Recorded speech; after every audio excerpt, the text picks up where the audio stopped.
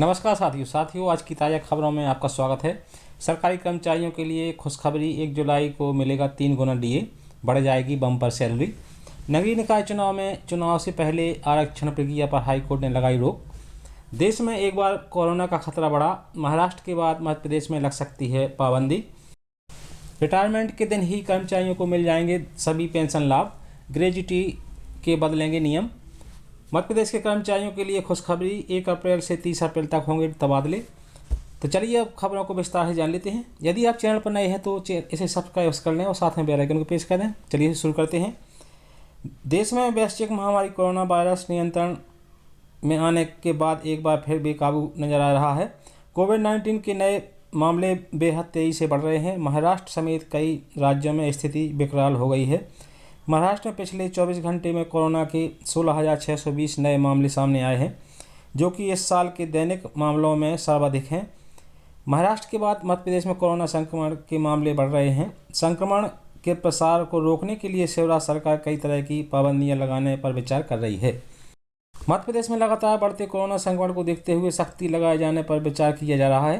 प्रदेश के मुख्यमंत्री शिवराज सिंह चौहान ने कहा कि मैंने टीम को नाइट कर्फ्यू समेत कोरोना प्रसार को रोकने वाले अन्य जरूरी कदमों पर चर्चा करने के निर्देश दिए हैं। कोरोना के प्रसार को रोकने के लिए कल एक बैठक आयोजित की जाएगी। अगर आवश्यक हुआ तो नाइट कर्फ्यू समेत कुछ और जरूरी कदम उठाए जाएंगे। देश में पिछले साल 7 अगस्त को संक्रमितों की संख्या 20 लाख, 23 अगस्त को 30 लाख और 5 सितंबर को 40 लाख से अधिक हो गई थी। वहीं संक्रमण के कुल मामले 16 सितंबर को 50 लाख, 28 सितंबर को 60 लाख, 11 अक्टूबर को 70 लाख, 29 अक्टूबर को 80 लाख और 20 नवंबर को 90 लाख, 19 दिसंबर को 1 करोड़ के पार चले गए थे। मध्य प्रदेश में नई तबादला नीति तैयार की जा चुकी है, जिसे कुछ दिनों में कैबिनेट में रखा जाएगा। वहीं तबादला नीति में कुछ अहम बदलाव किए गए हैं। इसके अलावा कुछ विभागों को अलग से तबादला नीति तैयार करने की भी छूट दी जाएगी। साथ ही मंत्रियों को जिले का प्रभार जल्द ही सौंपा जाएगा। दरअसल प्रदेश में सरकारी तबादलों पर लगे प्रतिबंध को 1 महीने के लिए हटाया जा रहा है। इस दौरान नई तबादला नीति के तहत प्रदेश में तबादले किए जाएंगे। बता दें कि नई तबादला नीति 2021 तैयार की जा चुकी है, जिसे जल्द ही कैबिनेट में पेश किया जाएगा। वहीं तबादला नीति में कुछ अहम बदलाव हुए हैं। तबादला नीति में पहले बदलाव यह है कि अगर किसी क्लास 1 ऑफिसर का तबादला किसी द्वेष भावना जानबूझकर किया जाता है तो अधिकारी इस मामले की शिकायत मुख्य सचिव से लेकर मुख्यमंत्री तक कर सकेंगे और उनके इस मामले का निराकरण वहीं पर सीएम द्वारा किया जाएगा। हालांकि यह नियम अखिल भारतीय सेवा के अधिकारियों पर लागू नहीं होंगे। वहीं जिन भी कर्मचारियों के तबादले मार्च 2020 से मार्च 2021 के बीच हुए हैं, जिले के प्रभारी मंत्री द्वारा उनका तबादला अब सीधे तौर पर नहीं किया जा सकेगा। ऐसे अधिकारी कर्मचारियों के तबादले करने के लिए अब जिले के प्रभारी मंत्री को मुख्यमंत्री की स्वीकृति लेनी पड़ेगी।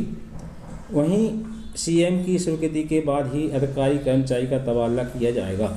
इसके अलावा नई तबादला नीति 2021 में पुलिस व वन विभाग को शामिल किया गया है, पर डिप्टी एसपी के नीचे के तबादले पुलिस स्थापना बोर्ड द्वारा किया जाएगा और इसके लिए मंत्री के अनुमोदन जारी किए जाएंगे।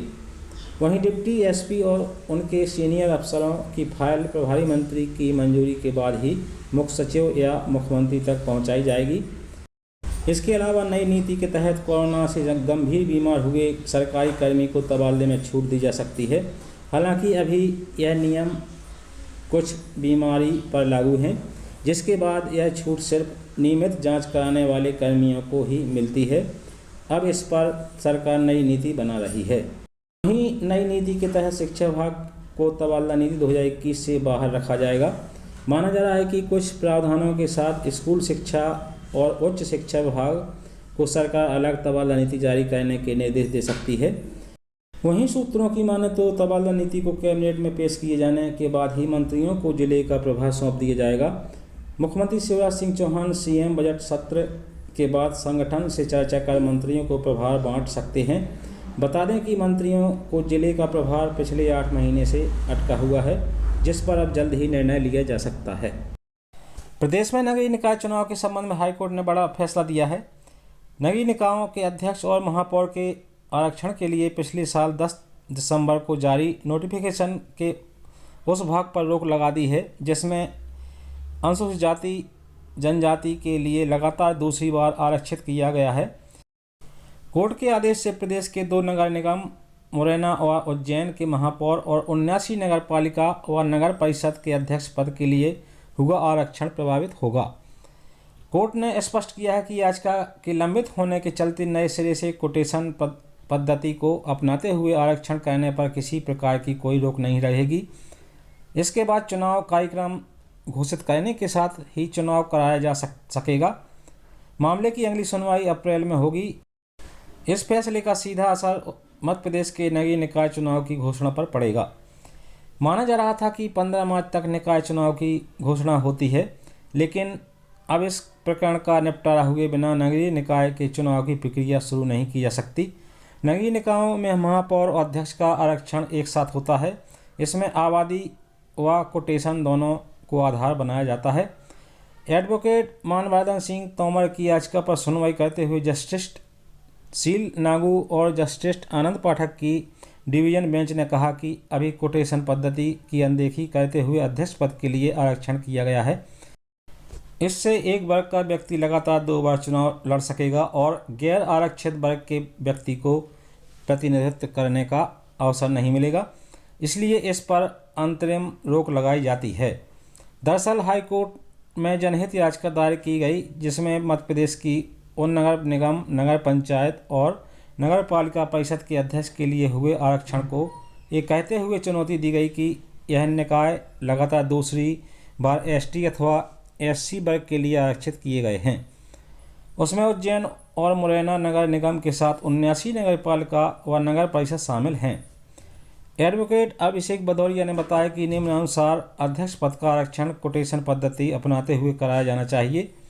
याचिका में हाईकोर्ट की ग्वालियर बेंच के उस आदेश का भी हवाला दिया गया जिसमें डबरा नगर पालिका और इंदरगढ़ नगर परिषद के अध्यक्ष पद के आरक्षण पर रोक लगा दी गई है।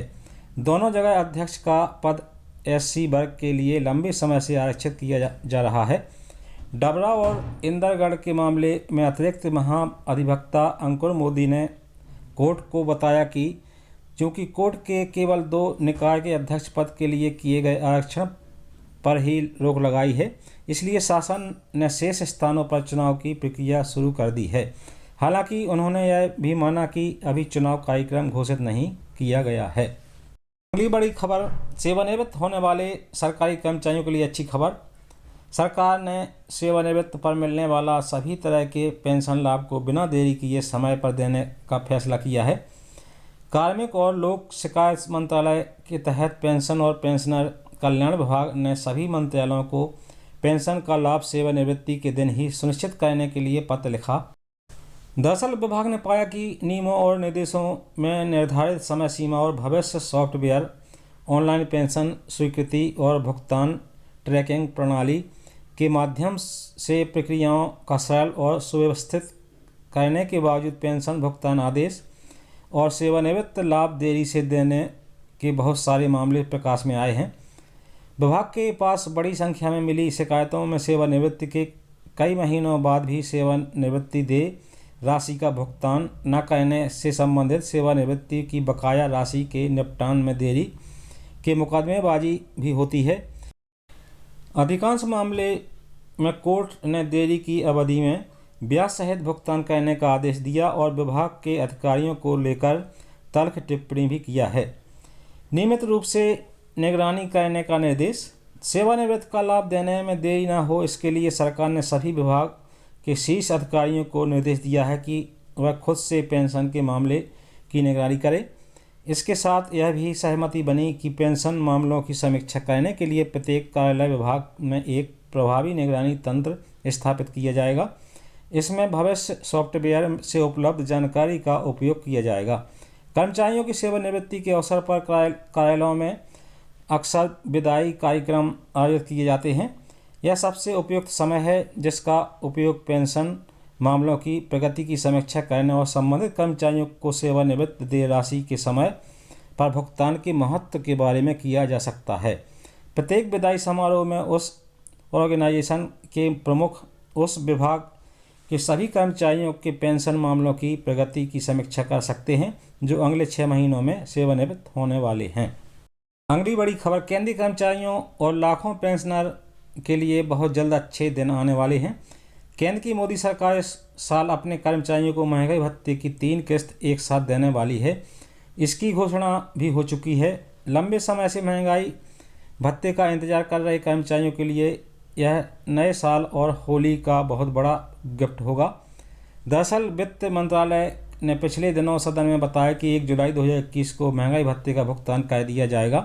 कर्मचारियों को एक साथ 3 किस्तें दी जाएंगी जो पिछले साल कोरोना महामारी के कारण लंबित थीं। सरकार के इस फैसले से करीब 50 लाख केंद्रीय कर्मचारी और 65 लाख पेंशनर को फायदा होगा। मालूम हो कि केंद्र सरकार अपने कर्मचारियों को साल में 2 बार महंगाई भत्ता देती है, लेकिन कोरोना महामारी के कारण उनकी किस्त रोक दी गई थी। फिलहाल केंद्रीय कर्मचारियों और पेंशनर को 17% महंगाई भत्ता मिल रहा है। 1 जुलाई को एक साथ 3 किस्त एक साथ दिया जाएगा तो कर्मचारियों का महंगाई भत्ता बढ़कर 29% हो जाएगा। महंगाई भत्ते में बढ़ोतरी होने से सैलरी में भी अच्छी वृद्धि हो जाएगी। डीए बढ़कर हो जाएगा 29%। डीए में एक साथ 3 किस्तों के भुगतान के बाद कर्मचारियों का महंगाई भत्ता बढ़कर 29% हो जाएगा। 3 किस्त में 1 जनवरी 2020 को 4%, 1 जुलाई 2020 का 4% और 1 जनवरी 2021 का 4%। इसके अलावा मौजूदा समय में महंगाई भत्ता 17% मिल रहा है। इस तरह से सभी को मिलाकर कुल 29% डीए हो जाएगा। डीए का भुगतान न करके सरकार ने 37,43,009 करोड़ रुपए बचाए। सदन में अपने लिखित बयान में वित्त राज्य मंत्री अनुराग ठाकुर ने बताया कि 1 जुलाई 2021 से महंगाई भत्ते की 3 किस्तों का भुगतान किया जाएगा। अनुराग ठाकुर ने राज्यसभा में कहा कि सरकार ने डीए का भुगतान न करके 37,43,009 करोड़ रुपए की बचत की है। उन्होंने बताया जो बचत हुए उससे कोरोना वायरस के खिलाफ लड़ाई में खर्च किया गया। मालूम हो कि केंद्रीय कर्मचारियों का डीए 1 जनवरी 2020, 1 जुलाई 2020 और 1 जनवरी 2021 से लंबित है।